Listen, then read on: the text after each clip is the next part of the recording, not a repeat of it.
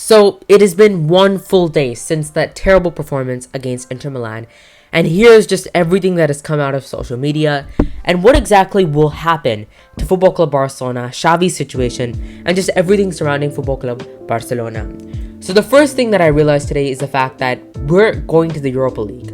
It is something that has honestly taken me a full day to process because last season's Europa League, my god, I just was fed up with it. I mean, I did not want to face Napoli, no matter what a great team that they were last season. I didn't want to face them. I didn't want to face Galatasaray. I didn't want to face Eintracht Frankfurt. Some of the worst times in Barcelona's recent history have come in the Europa League.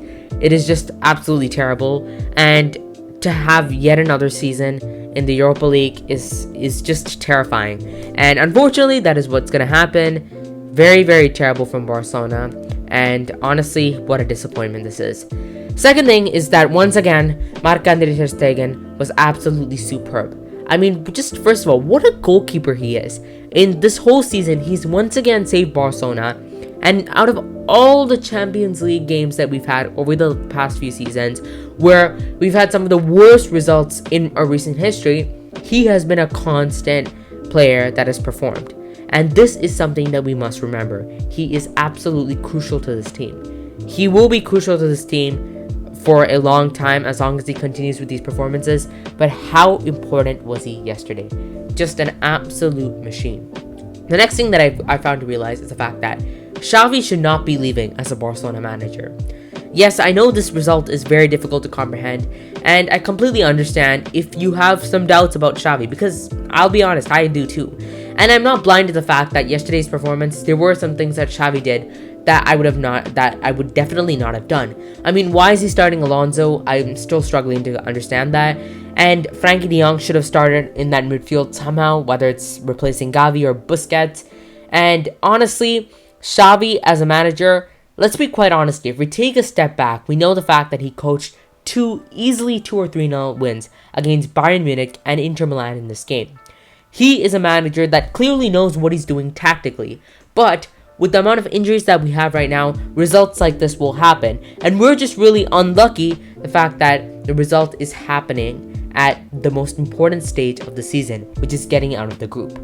The next takeaway is that Busquets and Pique's time at this club is done. It is just done. They are no longer fundamental aspects of this team, and even when they get rest like Pique has for the last few months, they have absolutely no sharpness, no ability to go play on the biggest stage, which is the Champions League. In La Liga, against Osasuna and Elche, no disrespect, they can perform, but against the highest level of opposition, which Inter Milan is, in a really difficult league in Serie A, in the Champions League, you need players, whether they're your backup players or they're players that are fundamental to this team. You need them to perform. And Pique once again showed that he cannot do it. Busquets, I just think he's past it. He's been past it for a few years. He has always been a pretty slow player, but there's something about the last few seasons where he's really struggled. And I think it's time's up for Busquets. I think in the league he can play and play an important role and be like a substitute. But when you're playing in the Champions League and when it's a lot of transition football, he cannot play. He's no longer up to it, and this is just something that I've learned about Busquets, and over the past few years, it's become even more evident. I think this result is still such a difficult one to comprehend.